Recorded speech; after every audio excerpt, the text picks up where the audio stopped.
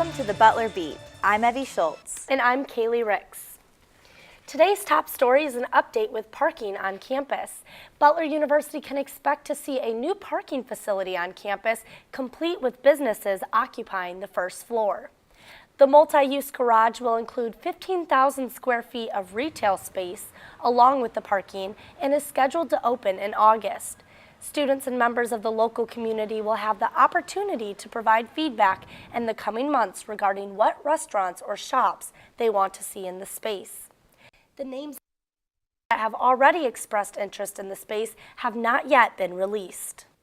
The parking garage is not the only new spot on campus. The fraternity Delta Tau Delta has recently opened a new addition to their house. Haley Ross has the story. After almost 7 months of construction, the new addition is finally complete. The extension allows DELT to double the amount of members that can live in, so on January 5th, 32 more members moved into the house. Those who lived out last semester were living in various other Butler housing and weren't all together. Junior Kiefer Williams said he missed a lot about living in the house, but what he missed most were his friends. Basically the brotherhood aspect of not being able to kind of, open my door and walk down the hall and have some Delts to hang out with. So it's kind of in terms of Delt, friendship is a little lonely.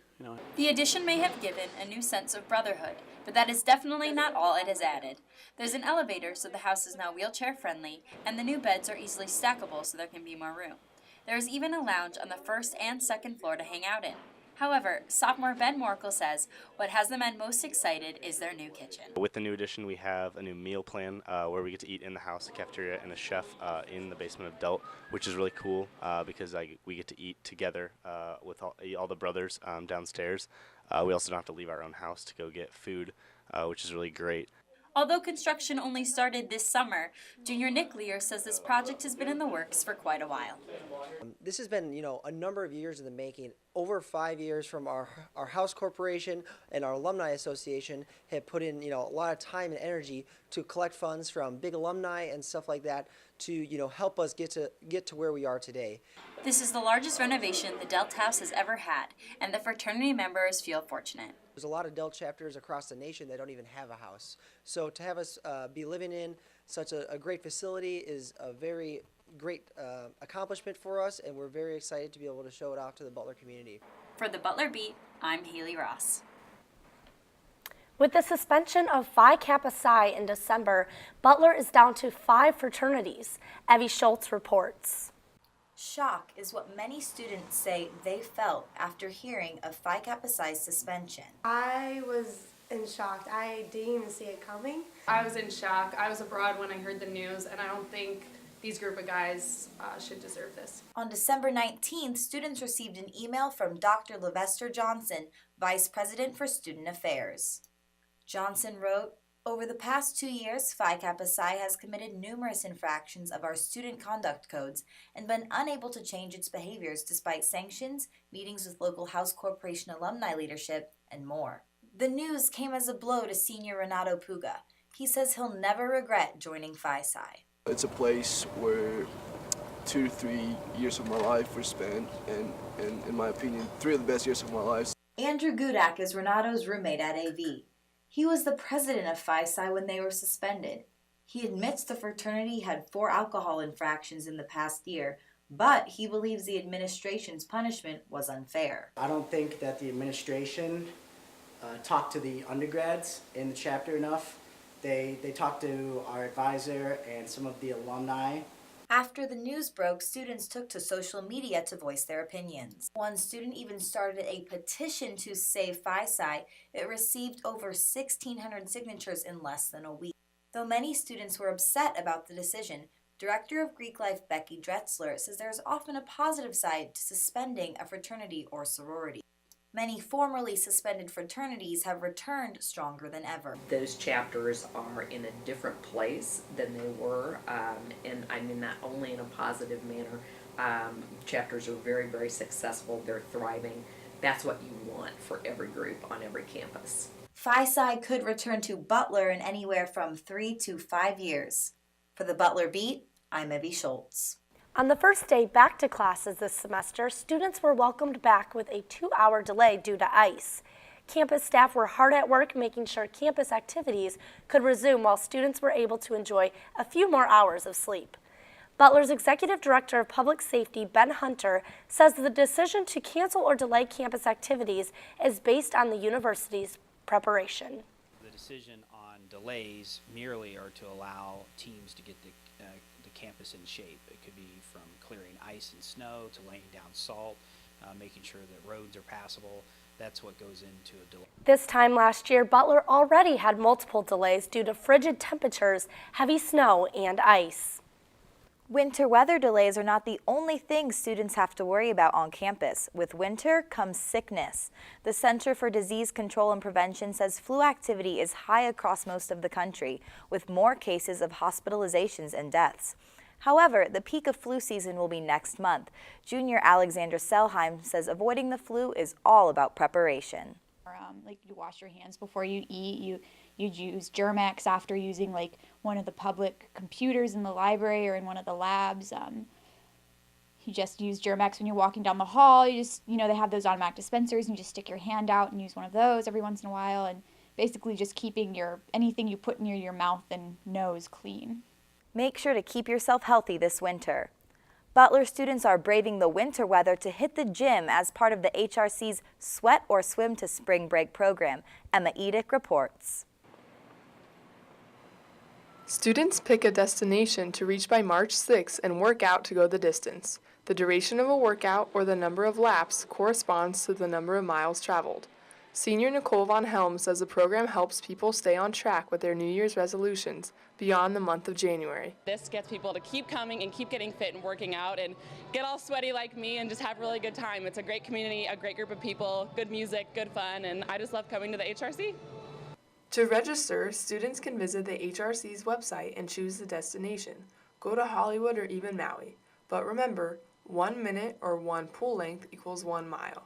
Juniors Annie Sparrow and Alexandra Bodie think the program is an incentive to stay active. It's a good way to motivate you in the winter months when it's kind of hard to go to the gym. It gets you going, looking forward to spring break.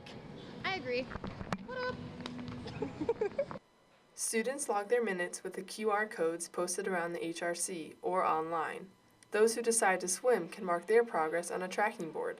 Staying healthy is a reward for anyone who participates, but sophomore Claire Moshbaugh is also excited for the prize. I think Sweat to Spring Break's a really good idea because it gives students a visual for their progress that they're making as they work out, and it gives them motivation because I think you can get a free t-shirt at the end, and who doesn't want a free t-shirt? Set a personal goal and see how far you go this spring while staying healthy. There is no deadline to register. For the Butler Beat, I'm Emma Edick. Butler University will be the first school in Indiana to begin a very special program. As Butler basketball fans exit Hinkle Fieldhouse after a game, that's when the new campus organization will step in. The Food Recovery Network is a group of student volunteers who promote sustainability. After each basketball game, the remaining food from concession stands will be donated to local shelters in the city. Instead of throwing away excess food from the stands, the volunteers prepare and pack the food for delivery. Items donated include popcorn, pretzels, hot dogs, and more.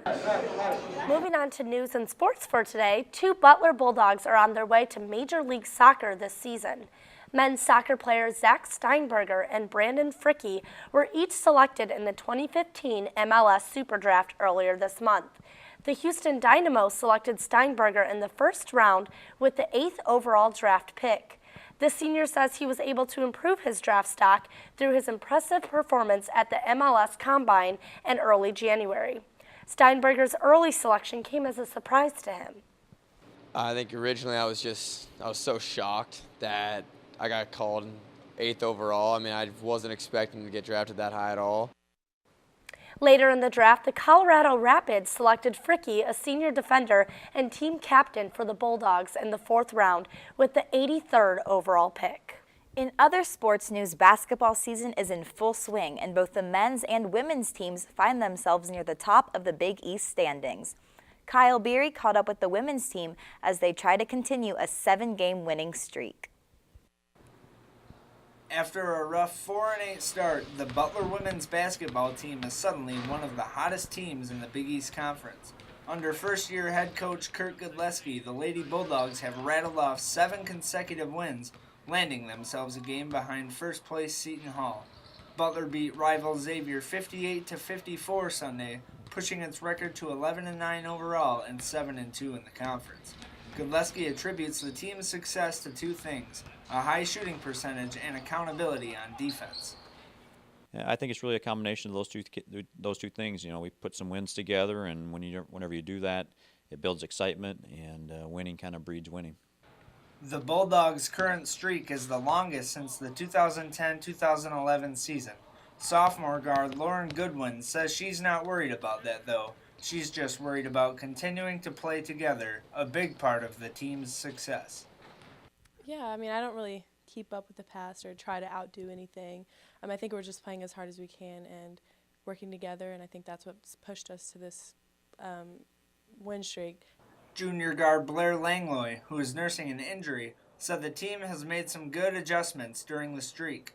Yeah, I think obviously winning's a lot of fun, and just coming back and working on what we didn't do as well to come out the next game and do even better and continue the win streak, I think, is something we really focus on. The Bulldogs have road games at Providence and Creighton this weekend. Butler began its win streak by beating those 2 teams in consecutive games. Godleski says it will be a challenge with the opponents looking for payback.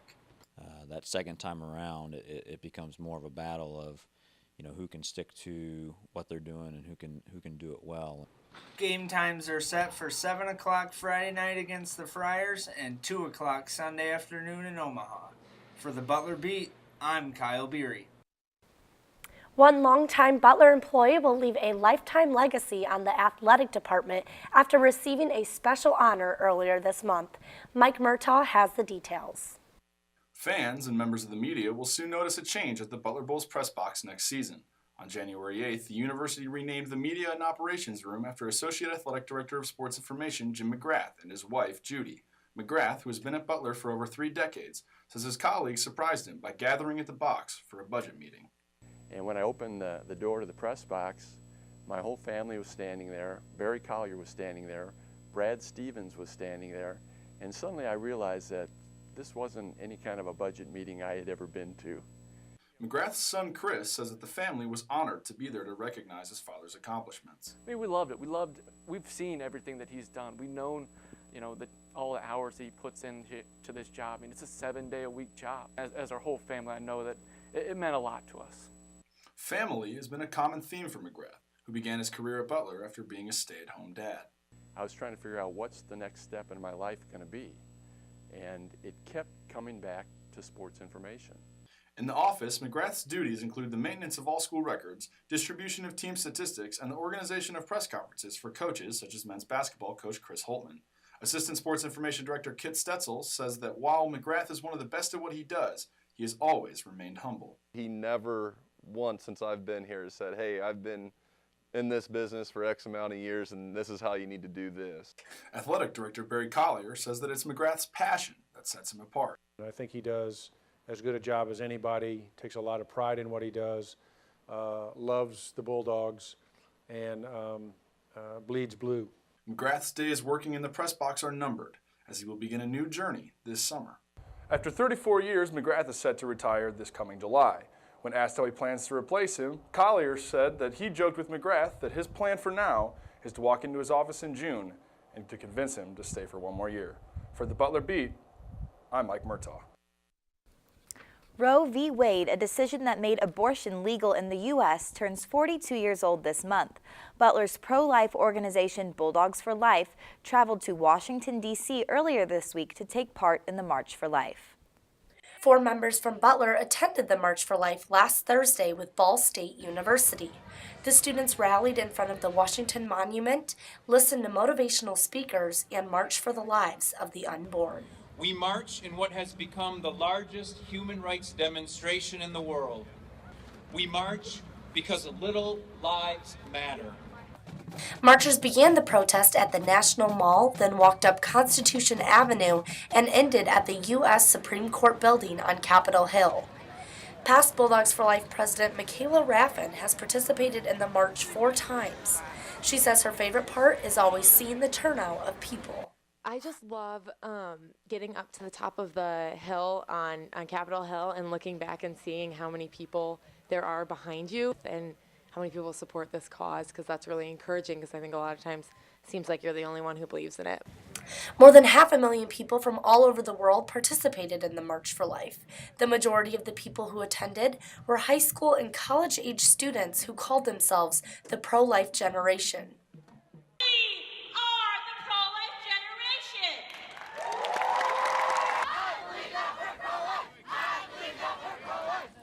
The theme of this year's march was "Every Life is a Gift."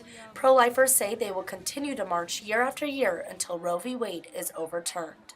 For the Butler Beat, I'm Kaylee Ricks. Electronic music is making big waves at Butler. This past Sunday, Dr. Frank Felice and Butler's music department put on the 13th Annual Electronic Music Festival at the Schrott Center. Whitney Simmons has more. Dr. Frank Felice and special guests put on the 13th Annual Electronic Music Festival this past Sunday at the Schrott Center. Pieces from the festival included works by Eric Honor, Mark Applebaum, Frank Felice, and others.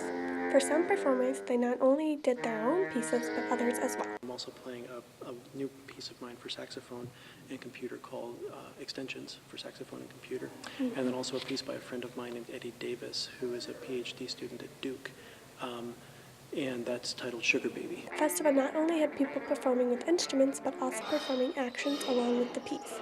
Performer Gabriela Caprivella says one of the hardest parts of performing Mark Applebaum's piece is remembering all the different motions. Look at the score, it's like 30 pages of like 200 totally distinct hand motions.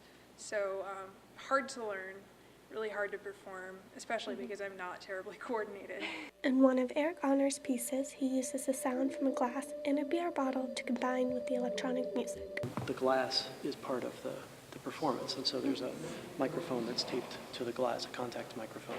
And as I make noise with the glass, that is picked up and fed into the computer, and that's a lot of what you hear in the piece. The festival is full of interesting and new concepts that blended electronic music with everyday life. For the Butler Beat, I'm Whitney Simmons. That's it for the Butler Beat today. I'm Evie Schultz. And I'm Kaylee Ricks. Until next week, Bulldogs.